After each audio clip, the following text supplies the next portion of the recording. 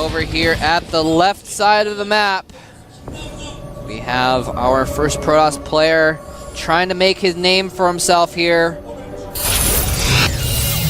Avenge.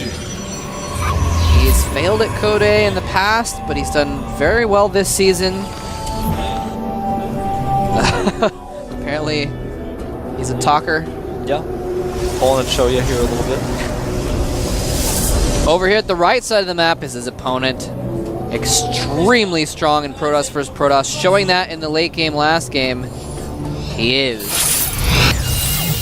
FX Oz. Not faltering against the harassment of DTs, the Warp Prism, Immortal drops, and never losing his Stalkers in any way, just attacking from multiple sides, even catching the Warp Prism. Very, very brave, and I feel like Avenge lost the game more than Oz won it in some ways, but Oz, you know, he didn't make any mistakes. Well, that's basically what happened is Avenge outplayed him in the early game. He outplayed him. He outthought him and outbuilded him. But then it went to the late game, and like you said, Oz made no mistakes, and Avenge did make mistakes. Yeah. And Oz was able to take advantage of that. The engagement of the natural was so important, and I feel Oz was just, his multitasking was too good.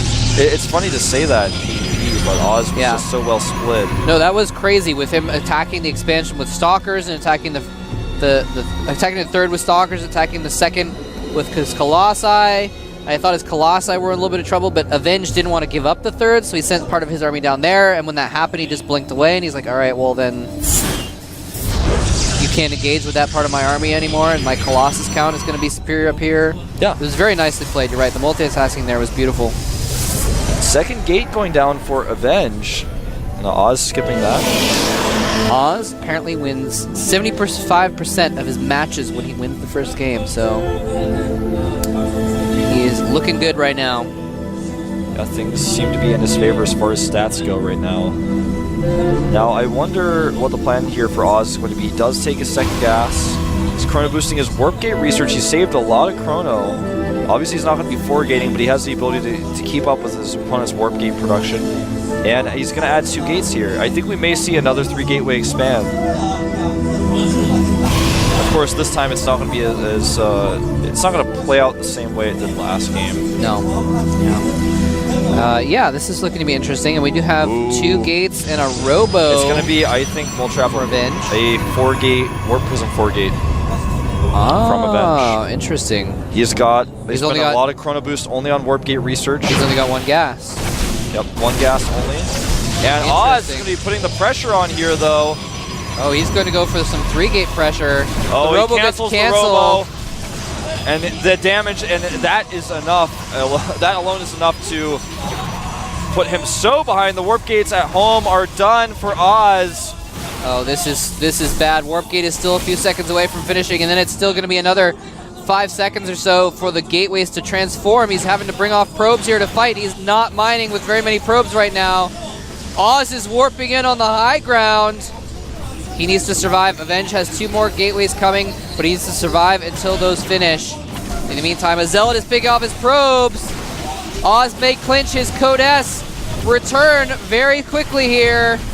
Oz is not going to win with these first few units, but with the next warp-in, he just might. It looks like he's going to back off now. He's traded pretty well. The worker count 23 to 14. Yeah, he killed a ton of probes there. He's forced Avenge to go up to 4 gateways. Avenge, as a response, is going to make that robo again. He's going to go for possibly he's going to try to go for the Warp Prism attack. Dark Shrine going down for Oz. I thought he was going to go for Blink, but he's going to really commit to this Dark Shrine. His opponent's only going to make 1 observer, if even that, and it's not going to be at home, so he should still win. He's got actually a forward pylon up as well, so I cannot see Oz losing this game. I think Avenge is on a ticker now at this point. To be honest, the only way... He spots this may tip him off. He may think, oh, I got to get an observer now. Well, the thing I was going to say is, to be honest, the only way I think Oz could lose this game would be DTs, because DTs can be very, very strong. They can kill your opponent in 1 fell swoop, but it's also very easy for them to do no damage. Oh, and the Warp Prism is created first, though. Warp Prism going down. He can still make an observer, though, before the DTs get to his base, I think. Because there's... Well, actually, no, there are a couple pylons forward. I don't know, man. There's no way he can hold this. Absolutely not. Even if he starts an observer, like, before the DTs are up the ramp, I don't think he'll be able to do it. And he doesn't even have enough units, to be quite frank. Multi-up DTs against Zealots are okay. And the DTs will actually just kill him. Oh, no, he's not making an observer. He sees the pylon. Now. He knows what's up now, but he has no way to stop this. He doesn't even have enough gas to make an observer. Oh, my gosh. Oh, this is so bad. And he's pulled his probes off the gas, so guess what? He's not going to ever have enough gas for an observer. He's not even returning the gas that's on those probes. He pulled all his probes he just put half of his probes on that gas so he can get enough for observer, but this is dire. The warp prism is there. He's warping in units, but he's not mining at home. Yeah, this game is over. All he needs to do is warp in DTs to defend at home, and the game will end. Yeah. Oz about to have Blink as well. This is just looking bad. He's just totally outnumbered. Oz way outclassing his opponent here. He will be returning to Code S, where he belongs. And Zenix Avenge, he put up a valiant fight. He did very well this season and beat some strong players, but he is going to go to the up and down matches. He, of course, still might get into Code S. Yeah, he very well might. But it is going to be tough for him, and yeah, he's got this observer. He's hunting around for more DTs. But I think how many workers does he have right now? It's like 5. 5 probes for Avenge to 24 for Oz. This is over. Yep. He does unfortunately. Possibility counterattack with this warp prism. I just don't see it being very effective considering the worker deficit he's dealing with. Anyways, he has to kill 20 probes to get back even. As far as army supply goes, Avenge does have a better army technically right now, but Oz can change that in just a few seconds. He's chronoing only his warp gates right now. He has Blink as well, so he's going to have the more maneuverable army. Avenge has mostly Zealots in his composition, whereas Oz is mostly Stalkers.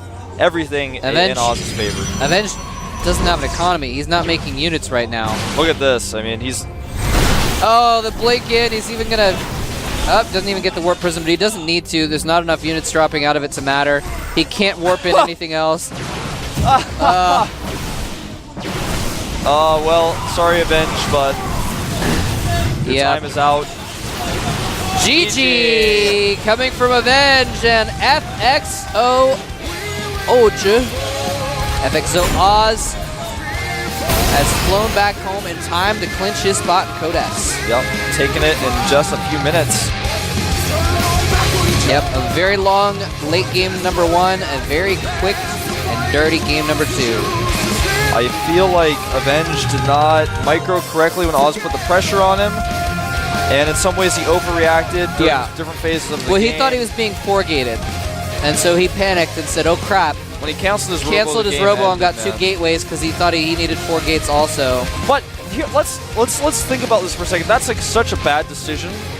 If your opponent is 4-gating you, the robo might maybe be able to get an immortal out, and that might save you. Yeah. But guess what? It's not going to finish in time. 2 gateways, man. If he was 4-gating you, those 2 gateways, they're not even close. They're not even 2/3 of the way done when you're dead, when you're typing GG. So that was really weird. It was like this crazy panic decision that was like totally absurd, to be honest. Like, I don't know. And then from there, it was like, well, now I don't have an observer.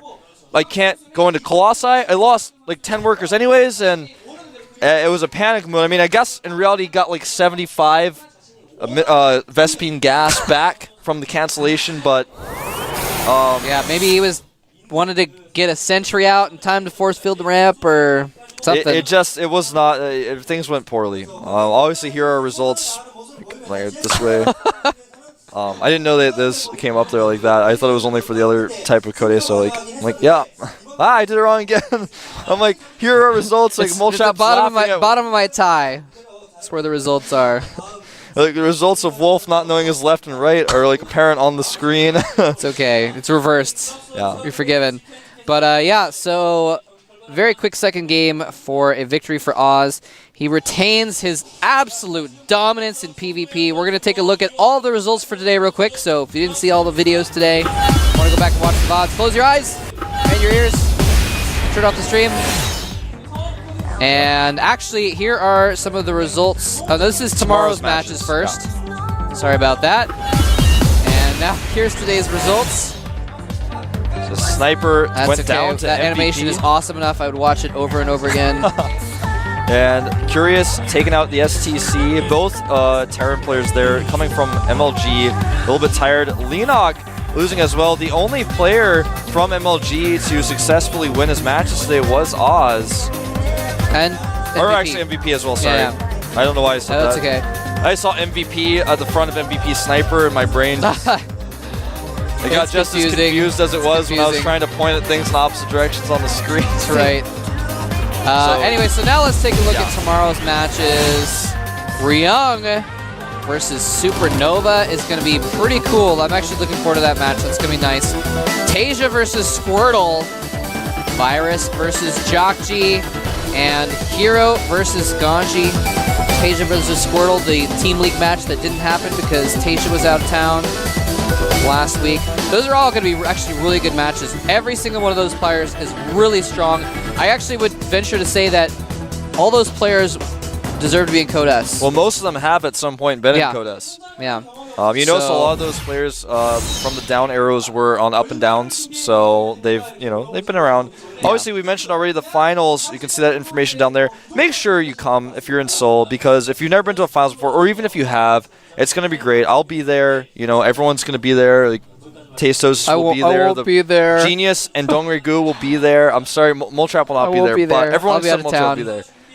And Moltrap will be in the United States. I'll be there watching in it anyways. spirit. So you should be as well. So just make sure you come if you can. Definitely check it out. Don't be like, well, I don't know if it's going to be cool. It's going to be cool, okay? And it's going to be free, by the way. So Yeah. sometimes people don't know about that, but you just go to the arena, and you just walk right in, get yourself some Thunder Sticks, cheer for your favorite player.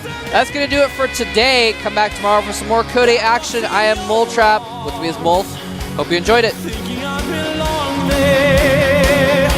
I figured it made sense.